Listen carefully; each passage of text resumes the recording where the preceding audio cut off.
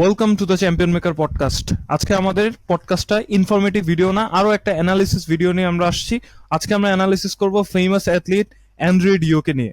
অর্থাৎ সে তার এন্টায়ার ক্যারিয়ারে ম্যান ফিজিক অ্যাথলিট হিসেবে অনেক সুপরিচিত, অ্যান্ড ইনফ্যাক্ট বাংলাদেশের মোস্ট অফ দ্য জিমে আপনি তার পোস্টার দেখতে পাবেন। সো এখন প্রশ্ন হচ্ছে, আজকের কারেন্ট সিচুয়েশনে অ্যান্ড্রে ডিও ক্যারিয়ারে সুইচ করেছে এবং আমরা শুনতে পাচ্ছি সে ম্যান ফিজিক থেকে ক্লাসিকের দিকে সুইচ করার একটা চিন্তা ভাবনা করছে। সেক্ষেত্রে তার ডিসিশনটা নেওয়ার কারণ কি এবং ডিসিশনটা নেওয়ার পরবর্তীতে সে আসলে কি কি ফেস করতে পারে, সে সবকিছুই থাকবে আজকে আমাদের পডকাস্টে। So let's get started. শুরুতেই আমি আপনাকে স্যার যেটা কোশ্চেন করতে চাই, আর্লিয়ার ডেইসে আপনি অ্যান্ড্রে ডিওকে অ্যাজ আ প্লেয়ার বা তার ক্যারিয়ার সম্পর্কে যদি আইডিয়া দিতেন আমাদের। আচ্ছা, অ্যান্ড্রে ডিউর সম্বন্ধে যদি আপনি জিজ্ঞেস করেন, এক কথা আমি বলবো যে সে একটা অমায়িক মানুষ। আচ্ছা, তার মধ্যে ওই সেলিব্রিটির যে একটা ভাব থাকে সেটা নাই। কারণ 2019-এ যখন আমি অ্যামেচার অলিম্পিয়া খেলতে যাই তখন অ্যান্ড্রে আসে এবং মোটামুটি আরো অনেক সেলিব্রিটি ছিল। হ্যানি র্যাম্পোর্ট ছিল, তো হ্যানি র্যাম্পোর্টের সাথে হ্যালো হাই ফিলিতের সাথে কথা বলছি, হ্যালো হাই। অ্যান্ড্রের সাথে যখন হাত মিলেছি, সে দাঁড়ায়া কথা বলছে, হ্যালো হাই করছে, ছবি তুলছি আমরা। মোটামুটি সে আমার সাথে 2 মিনিটের মতন কথাও বলছে। হ্যাঁ, তো এই ক্ষেত্রে বলবো সে মোটামুটি ডাউন টু আর্থ। এখন আসেন, অ্যাজ এ অ্যাথলিট সে কেন তার মেন্স ফিজিকে সে খুব একটা বেশি ভালো করতে পারেনি। মেন্স ফিজিক হিসাবে যদি আমরা দেখি, আন্ড্রের কিন্তু মেন্স ফিজিকের হিসাবে তার ওয়েস্ট লাইনও অনেক চওড়া, এর পাশাপাশি তার বডি, স্পেশালি তার আর্মস ওভার সাইজ। হ্যাঁ, এবং মেন্স ফিজিকের যে একটা লুক আসে না, যে এক্স ফ্রেম, যে একটা লুক টার্ন করলে, এই লুকটা কিন্তু তার বডিতে আসে না। এটা তার বাই জেনেটিক, তার বডিতে এই জিনিসটা নাই। হ্যাঁ, আমরা যদি ধরেন তার ভিডিও অ্যানালাইসিস করি, হ্যানি র্যাম্পোর্ট তার কোচ, ওয়ার্ল্ডের বেস্ট কোচ, কত 28 অলিম্পিয়া উইনিং কোচ। হ্যাঁ হ্যাঁ, এরকমই হবে। হ্যাঁ, তো তার সাথে তার একটা ভিডিও আছে, আমি যদি একটু স্ক্রিনে শেয়ার দিই তাহলে আপনারা দেখতে পারবেন যে আমি আসলে কি বুঝাইতে চাইতেছি।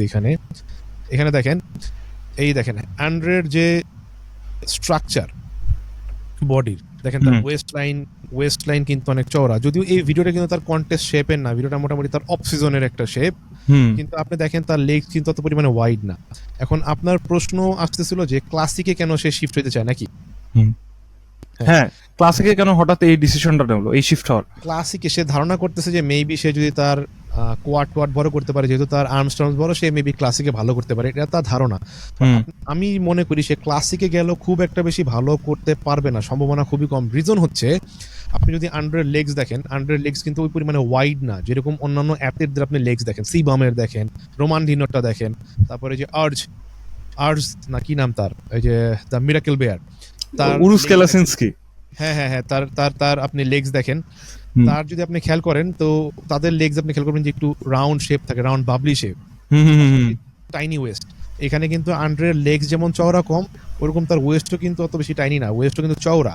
এবং তার দেখেন এখানে ল্যাটেও কিন্তু ভি টেপারটা কম, এবং এই ভি টেপার সে চাইলেও অত বেশি আনতে পারবে না, সে যতই সাইজ অ্যাড করুক। সাইজ অ্যাড করলে তার আর্মস আরো বড় হবে, সাইজ অ্যাড করলে তার ওয়েস্ট আরো বড় হবে। এটা তার স্ট্রাকচারালি তার বডিটা এভাবেই বিল্ড আপ। ওকে, এটা হচ্ছে একটা রিজন। তো এখন এক্ষেত্রে প্রশ্ন হচ্ছে, আমরা কিন্তু আর্লিয়ার ডেইসে দেখছি সে ম্যান ফিজিক অনেক শোতে ট্রেমেন্ডাস রেজাল্ট আনছে। In fact he is the guy যে ফার্স্ট তার অলিম্পিয়া ডেবিউতে 5th প্লেস পায়, এবং পরবর্তীতে সে যখন নেক্সট অলিম্পিয়াটা কম্পিট করে সেখানে কিন্তু সে টপ 10-এ ছিল না, টপ 11 প্রবাবলি মেক করতে পারে। এবং বিকজ তার সেই হার্ট কন্ডিশনটা ছিল না, তার দেখে ওয়াটারি মনে হচ্ছিল। এবং পরবর্তীতে সে যখন লাস্ট ইয়ার প্রবাবলি বা লাস্ট যে অলিম্পিয়াটায় জন্য সে আজকে প্রো শো কোয়ালিফাই করতে চায়, সেখানেও কিন্তু সে সেকেন্ড প্লেস পায়, অর্থাৎ অলিম্পিয়া কোয়ালিফাই করতে পারে নাই। এবং সেখানেও প্রবলেম সেটা ছিল যে তার ওই রকম ড্রাই অ্যান্ড হার্ড লুক ছিল না, মিড সেকশন ক্লিয়ার ছিল না। এবং প্রশ্ন হচ্ছে এখন সেখানে আলটিমেটলি দাঁড়ায় যে হ্যানি র্যাম্বোর্ডের মতো একজন কোচের কাছে ট্রেন করার পরও কেন তার এই ল্যাকিংসটা? আপনার জেনেটিক যদি আপনাকে কিছু জিনিস অ্যালাউ না করে, আপনি ওয়ার্ল্ডের বেস্ট কোচও আপনার তেমন কিছু করতে পারবেন। এটার কারণ হচ্ছে আপনার একটা, আমাদের সবাই একটা জেনেটিক লিমিটেশনস আছে। আমরা অনেকে মনে করি যে আমি মেবি এটা করে ফেলবো, আমি এর মতন ফিজিক চাই, আমি ওর মতন ফিজিক চাই, বাট আমার কি ওই তার মতন ফিজিক হওয়ার ক্যাপাসিটি আমার বডিতে আছে কি না, এটা হচ্ছে ফার্স্ট খুব মোস্ট ইম্পর্টেন্ট জিনিস। এখন আমি আবারও একটু স্ক্রিন শেয়ার করবো এখানে, আন্ড্রের ফিজিক যেহেতু আমরা অ্যানালাইসিস করতেছি। আসি আমি গুগলে, তো এখানে দেখেন, দেখতে পাচ্ছেন জাফির? হ্যাঁ, তো এই দেখেন অলিম্পিয়া স্টেজে যদি আপনি তার বডিটা লক্ষ্য করবেন যে তার বডিতে তার স্কিন কোয়ালিটি কিন্তু অত পরিমাণে থিন না, স্কিন কিন্তু কিছুটা থিক। আপনি খেয়াল করতে পারছেন? হ্যাঁ এবং ওই পরিমাণ কিন্তু মাসেলের গ্রেনিনেসটা দেখা যাচ্ছে না স্টেজে, কারণ জেনেটিক্যালি তার বডিতে ওই জিনিসটা নাই। কিন্তু আপনি যদি তাকে ওয়ার্কআউটের পর পাম্পড অবস্থায় একা দেখেন তার জিমে, তাইলে কিন্তু হ্যাঁ, এই তার জিনিসটা ইনস্টাগ্রাম একেবারে প্রত্যেকটা পিকচারে তাকে অনেক কিন্তু ইনস্টাগ্রামে ডায়ান হার্ড ব্যাক লাগে। করে, হ্যাঁ এখানে আপনি দেখেন তারা কিন্তু মনে হচ্ছে অলরেডি সে মিস্টার অলিম্পিয়া, এবং এটা কিন্তু হাইপ ক্রিয়েট করছিল যে আন্ড্রে মেবি এবার সবাই খায় দিচ্ছে। হ্যাঁ হ্যাঁ হ্যাঁ, কিন্তু ব্যাপারটা কিন্তু এরকম হয়নি।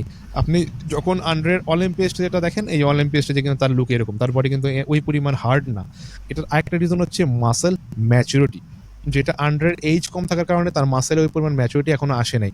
কারণ মাসেল ম্যাচুরিটি আনতে হলে আপনার এইজের সাথে সাথে আপনার মাসেল ম্যাচুরিটি, এইজ এবং ট্রেনিং এর এইজ প্লাস আপনার নিজস্ব এইজ, এই দুইটা মিলে কিন্তু আপনার মাসেল ম্যাচুরিটি তৈরি হয়। এখন আমাদের কিন্তু যেটা আমরা দেখলাম, অ্যান্ড্রের কিন্তু ট্রেনিং সেই শুরু হয় আপনার প্রবাবলি 15 বছরের আগে থেকে, এবং সে প্রবাবলি এখন নিয়ারলি 30। সো আপনার কাছে মনে হয় না এটা অনেক বড় একটা সময় মাসল ম্যাচুরিটি গেইন করার জন্য? আচ্ছা, এখন দেখেন সে যখন শুরু করছিল সে আসলে কতটুকু হার্ড ভাবে ট্রেনিং করছে, কতটুকু সিরিয়াস ভাবে করছে, এটা কিন্তু একটা ফ্যাক্ট। ওটা কিন্তু আমরা কেউ দেখিনি। এখন এবং হার্ড ট্রেনিং না করে কি সে এত বড় মাসল বিল্ড আপ করতে পারছে? এখন ট্রেনিং হার্ড আর ট্রেনিং স্টেজের জন্য আমি ট্রেনিং করবো, দুইটা কিন্তু দুই জিনিস। আর এরপরে আরেকটা জিনিস চলে আসে যে আপনি অনেক সময় যত হার্ড ট্রেনিংও করে থাকেন, হুম জেনেটিক্যালি যদি আপনার ওই মাসেলে ওই গ্রেনিনেস না থাকে, বডিতে যদি গ্রেইন ভাবটা না থাকে, তাহলে কিন্তু আপনি ওই লুকটা আনতে পারবেন না। Hmm. So here we go again, the genetics. And genetics এর জন্য আমাদের কিন্তু লিটারালি একটা হোল পডকাস্ট আছে, আপনারা সেটা দেখে আসতে পারেন।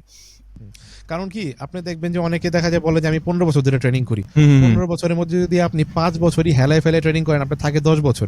ওই 10 বছরে কিন্তু অনেকের বডি পিক করে না যদি আপনার জেনেটিক্যালি আপনার মাসেল রিসিপ্টর গুলো এরকম স্ট্রং না হয়। আপনি দেখবেন অনেকে 2-3 বছরে ট্রেনিং করেও বডি অনেক অন্য লেভেলে চলে যায়, আবার অনেকে সেটা 5-10 বছরও পারে না। এটার কারণ কি? Hmm muscle fibre, muscle response, muscle receptor প্রত্যেকটা মানুষের ডিফারেন্ট। এটা আপনি যতই জুস দেন আর যাই করেন, ওইটা কিন্তু কেউ অ্যাচিভ করতে পারবে না যদি আপনার মধ্যে ওই জেনেটিক্যাল পটেনশিয়াল না থাকে। when it comes to stage, body building stage. Hmm. এমনিতে Andre is a fantastic athlete. তার ওয়ার্কআউটের ফর্ম অ্যান্ড সবকিছু দেখে অনেক মানুষ ইন্সপায়ার্ড হয়, এবং তার কিন্তু একটা অ্যামেজিং ফিজিক আছে, এটা নিয়ে কোনো সন্দেহ নাই। এবং সেটা মানে ডেফিনেটলি অ্যাবভ অ্যাভারেজ থেকেও অনেক বেটার একটা কোয়ালিটি। এবং ইনফ্যাক্ট সে অলিম্পিয়ান অলসো।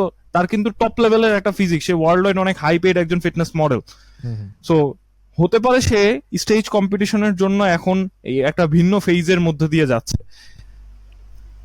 আন্ড্রে ইচ্ছা করলে কিন্তু তার ক্যারিয়ারটাকে ভালোভাবে রান করতে পারে। কিভাবে রান করতে পারে? তার যে ব্র্যান্ড প্রমোশন আছে, তার কোচিং আছে, মানে স্টেজে উঠে যে তার কিছু করতে হবে এরকম কিন্তু কথা নেই, কারণ তার মধ্যে অন্য আরো অনেক ক্যাপাসিটি আছে, তার মধ্যে ওই লুকস আছে, সে ইচ্ছা করলে মুভি জয়েন করতে পারে, সে কন্টিনিউয়াসলি True, মডেলিং true. করতে পারে। হ্যাঁ, ট্রু। তো আন্ড্রে ডেফিনেটলি একজন ভালো অ্যাথলিট, আমি there is no doubt. Hmm but when it comes to compete in a higher level, hmm অ্যান্ড্রে ওই লেভেলের আমার মনে হয় না কখনোই অ্যাথলিট হতে পারবে। That's the thing. সো আমরা অ্যান্ড্রে ডিওর সম্পর্কে তার এই যে পজিশন সুইচ করা কিংবা হচ্ছে ক্যাটাগরি সুইচ করে এখন ক্লাসিক ফিজিকে কম্পিট করা, সে সব কিছু নিয়ে আলোচনা করলাম। এখন উই আর রিয়েলি এক্সাইটেড দেখার জন্য যে ক্লাসিক ফিজিকে যদি সে সুইচ করে তাহলে সে কিরকম রেজাল্ট পারফর্ম করে। এবং টিল দেন আমরা যদি তাকে ক্লাসিকে দেখি, সেক্ষেত্রেও আমরা একটা অ্যানাদার কম্প্যারিজন ভিডিও নিয়ে আসবো, কি বলেন? ইয়েস, শিওর, ফর শিওর, আমরা তো রেডি আছি অলওয়েজ। যখন Definitely. কোনো ভালো কোনো কন্টেন্ট, ভালো কোনো প্লেয়ার, কোনো অ্যাথলিট স্টেজে যাবে, আমরা ট্রাই করবো এটাকে ব্রেক ডাউন করার, যে এটা কেন হয়েছে আর এটা কেন হয়নি। এখন থেকে আমাদের এটা কন্টিনিউ চলবে। Definitely definitely. অ্যান্ড যেহেতু আমাদের পডকাস্টের থিম বাস্টিং মিথস, আমরা অলওয়েজ মিথ বাস্টিংই করবো, কারণ মানুষ একজন স্টেজে উঠলে একজন একটা কথা বলতে থাকে, যেমন হার্ডি চোপান রিপ কম থাকলে সবাই বলে হার্ডি চোপান এই করছে, হার্ডি চোপান ওই করছে, হ্যান করছে, ত্যান করছে। কিন্তু ইনসাইড নিউজ কি? আমি ইনসাইড নিউজ নিয়ে এসে আপনাদেরকে এখানে কভার দিব, আমি আর জাফিরা নাম। ওকে, সো আপনাদের যদি এই ধরনের কন্টেন্ট ভালো থেকে থাকে, make sure you like, comment and share as much as you can. Thus আমরা এই ধরনের, ইউটিউব চ্যানেল। হ্যাঁ, তাহলে আমরা এই ধরনের কাজ করতে আরো বেশি অনেক ইন্সপায়ার্ড হব। Yes yes. তো জাফির, আজকের এপিসোড আমরা এখানেই শেষ করে দিচ্ছি। তো সবাই ভালো থাকবেন, সুস্থ থাকবেন, সাবধানে থাকবেন, এবং জাফির এন্ডিংটা দিয়ে দেন আপনি নিজেই। Like, comment, share and definitely subscribe.